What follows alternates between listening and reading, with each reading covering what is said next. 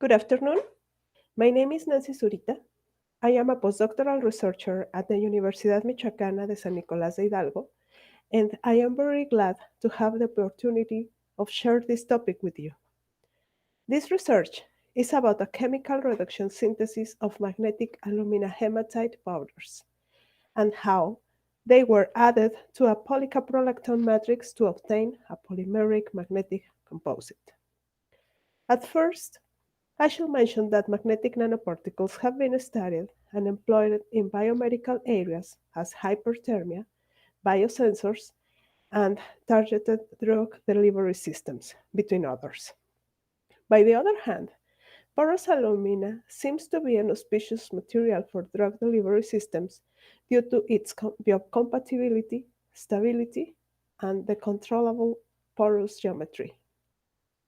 The aim of this project is to develop an innovative composite formed by magnetic hematite nanoparticles and bioinert porous alumina incorporated into a polymeric polycaprolactone matrix. The synthesis of the hematite and corundum phases was done using, as precursors, commercial aluminum foil with a 98% of purity and ferric chloride. The obtained powders were taken to XRD analysis to identify their composition, and the results showed that the alumina phase is more crystalline when it is treated at 1100 Celsius degrees, as is shown in the diffractograms. The magnetic properties of the alumina hematite system were evaluated by a vibrating sample magnetometer. The hysteresis curve obtained showed a narrow loop, which is representative of materials with a small amount of dissipated energy.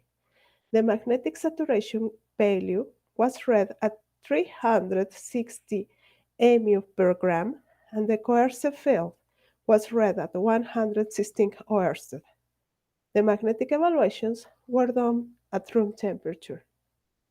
The morphology observed by scanning electron microscope identified hematite nanoparticles with sizes about 63 nanometers incorporated on a porous alumina surface. The magnetic system was then incorporated to the polycaprolactone phase, obtaining thin films of 1 micrometers of thickness, as it is observed in the same images. There are some work to do next, as the evaluation of cytotoxicity, the magnetic evaluation of the polymeric composite, and the observation of the composite degradation under physiological fluids. For now, we think that it's possible that the polycaprolactone films can be used as bolus in radiation therapy. The polycaprolactone sheets are softened with hot water and they become moldable, so they can be applied in any irregular anatomical surface.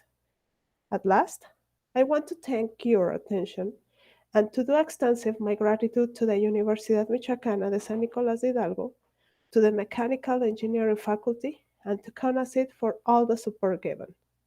Thanks again, and warm regards.